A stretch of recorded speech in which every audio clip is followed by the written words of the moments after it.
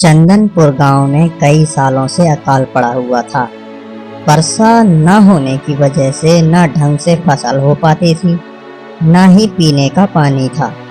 नौबत यहाँ तक आ गई थी कि गांव के लोग पेड़ों के पत्ते खाकर गुजारा करते थे। सूखे के कारण आधे से ज्यादा लोग गांव छोड़कर जा चुके थे। गांव के बुजुर्गों का कहना था कि गांव से दूर काली पहाड़ी के पास एक श्रापित तालाब है, लेकिन गांव वाले वहां जाने से कतराते थे। एक दिन गांव के सभी लोग एक पंचायत में इकट्ठा होते हैं। मुखिया जी, कल प्यास से मेरी भैंस मर गई। हाँ मुखिया जी, 2 दिन पहले मेरी भी गाय मर गई।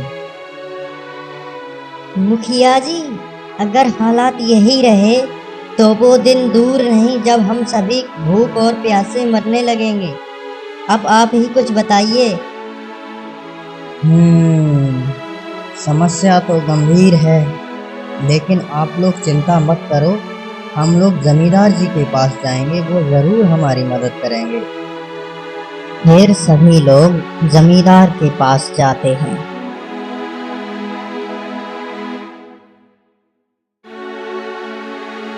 जमींदार जी, हम बड़ी आस लेकर आपके पास आए हैं। कहो, क्या कहना चाहते हो? जमींदार जी, पूरे गांव में एक आप ही का कुआं है जिसमें पानी है। अगर आप गांव वालों को थोड़ा थोड़ा पानी रोज दे देते तो आपका बड़ा उपकार होता। देखो, मैं उपकार सुपकार की बात नहीं मानता। हाँ, अगर तुम्हें हर रोज पानी चाहिए तो हर रोज तुम्हें सिंचाई करनी होगी।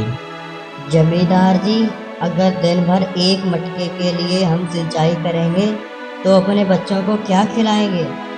देखिए मुखिया जी, मैं आपके कहने पर इन लोगों को पानी देने के लिए तैयार था, लेकिन इस पर भी ये नौटंकी कर रहे हैं। अब मैं कुछ नहीं कर सकता। जमींदार के घर से निराश होकर सभी गांव वाले अपने अपने घर आ जाते हैं। अब तो पानी की चिंता और भी गहराती जा रही थी। अगले दिन अपनी अपनी समस्या लेकर गांव वाले चौपाल में फिर से इकट्ठा होते हैं। मुखिया जी, पानी की समस्या तो दिन ब दिन गहराती जा रही है। मुखिया जी, कुछ दिन पहले मेरी गाय मरी थी, आज मेरी 2 बकरियां मर गई। देखो गांव वालों, अभी आप सभी अपने अपने घर जाओ। मैं इसके बारे में कुछ सोचता हूँ। मुखिया जी ने गांव वालों को आश्वासन तो दे दिया था, लेकिन मुखिया जी खुद परेशान थे। ठीक उसी रात 2 लोग काली पहाड़ी वाले तालाब से पानी लेने निकले थे।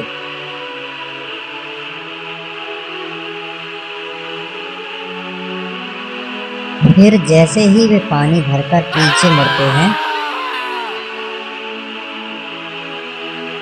अगली सुबह सभी को पता चल जाता है कि गांव के 2 लोग गायब हो चुके हैं।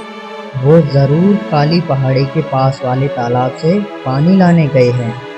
हाँ मुखिया जी, पिछले वर्ष एक परिवार को उस तालाब में निगल लिया था और आज फिर से 2 लोगों को निगल लिया है। देखो गांव वालों, चाहे कुछ भी हो जाए, कोई भी उस तालाब से पानी लेने नहीं जाएगा। मुखिया ने गांव के लोगों को समझा तो दिया था, लेकिन उसके दिमाग में यही बात खटक रही थी कि उस तालाब में ऐसा क्या है जो लोगों को निगल लेता है। लगता है अब मुझे ही जाकर देखना पड़ेगा, आखिर ऐसा क्या है। अगले दिन मुखिया तालाब की ओर निकल पड़ता है।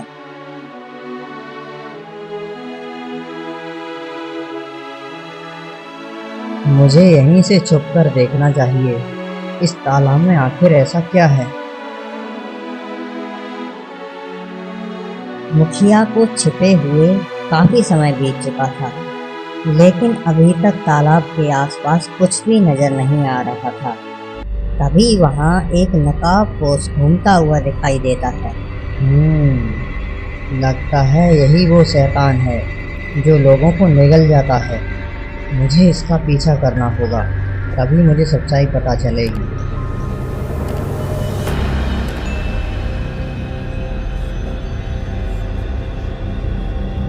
मुखिया जब वहां पहुंचता है तो उसके पैरों तले जमीन खिसक जाती है। उसके गांव के लोगों को वहां बंधक बनाकर काम करवाया जा रहा था। अरे ये तो मेरे ही गांव के लोग हैं, आखिर ऐसा कौन कर सकता है? मालिक, आज मुझे कोई भी नहीं मिला। मुझे खाली हाथ वापस आना पड़ा। ठीक है, तुम जाओ और उन मजदूरों से जल्दी जल्दी खुदाई करवाओ। जमींदार साहब, आप? इसका मतलब ये सब इन्हीं का किया धरा है। और वो शैतान जमींदार का ही आदमी है। अब मुझे गांव वालों को सारी बात बतानी पड़ेगी। क्या बात है मुखिया जी, अचानक आपने ये पंचायत क्यों बुलाई है? तालाब के शैतान का पता चल गया है और गायब हुए गांव वालों का भी। और वो शैतान और कोई नहीं बल्कि हमारा जमींदार है।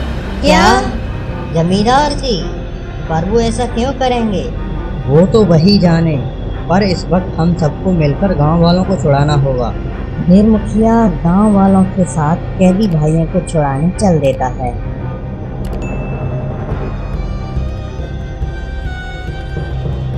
हमें सबसे पहले उस नकाबपोश शैतान को मारना होगा। फिर मुखिया चुपके से उस नकाबपोश के सिर पर वार करता है और नकाबपोश वहीं मर जाता है। फिर गांव वालों की नज़र जमींदार पर पड़ती है। मुखिया जी, वो रहा जमींदार। पकड़ो उसे, भागने ना पाए।